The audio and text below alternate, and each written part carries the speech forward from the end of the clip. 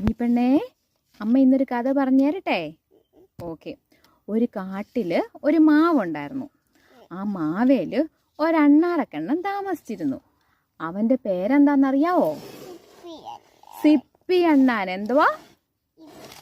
ആ, ഒരു ദിവസം സിപ്പി അണ്ണാൻ നോക്കുമ്പോഴേ ആ മാവേ മുഴുവൻ മാമ്പഴം.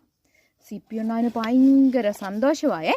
സിപ്പി അണ്ണാൻ രാവിലെ തൊട്ട് മാമ്പഴങ്ങളെല്ലാം കഴിച്ചുകൊണ്ടിരിക്കുക.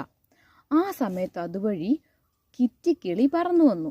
അവൾ വന്നിട്ട് ചോദിച്ചു, സിപ്പി അണ്ണാനെ, ഈ മാവേ നിറച്ചും മാമ്പഴമാണല്ലോ, എനിക്ക് ഒരു മാങ്ങാപ്പഴം തരാമോ എന്ന് ചോദിച്ചു. സിപ്പി അണ്ണാൻ പറഞ്ഞു, ഞാൻ തരില്ല, ഇത് എൻ്റെ മാമ്പഴമാണെന്ന് പറഞ്ഞു. കിറ്റിക്കിളി കുറേ നേരം ചോദിച്ചിട്ടും സിപ്പി അണ്ണാൻ കൊടുത്തില്ല. കിറ്റിക്കിളി വിഷമത്തോടെ പറന്നുപോയി. കുറച്ചു നേരം കഴിഞ്ഞപ്പോൾ അതുവഴി ബാലുക്കരടി വന്നു. ആര് വന്നു? ബാലുക്കരടി ചോദിച്ചു, സിപ്പി അണ്ണാനെ, മാവ് നിറച്ചും മാമ്പഴമാണല്ലോ, എനിക്ക് ഒരു മാമ്പഴം തരുമോ എന്ന് ചോദിച്ചു. അപ്പോൾ സിപ്പി അണ്ണാൻ എന്തു പറഞ്ഞു? തരത്തില്ലെന്ന് പറഞ്ഞു. ഇത് കേട്ടപ്പോൾ ബാലുക്കരടിക്ക് ദേഷ്യം വന്നു.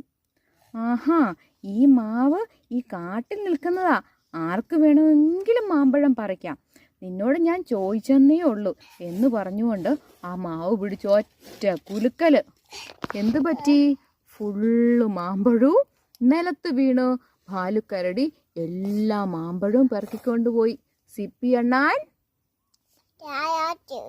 താഴോട്ട് വീണ് നാണിച്ചു പോയി അല്ലേ? അപ്പം നമ്മൾ എന്ത് ചെയ്യണം? എല്ലാവർക്കും എന്ത് ചെയ്യണം? ഷെയർ ചെയ്യണം അല്ലേ? നമ്മുടെ കയ്യിലുള്ള സാധനങ്ങൾ എന്ത് ചെയ്യണം? ഷെയർ ചെയ്യണം.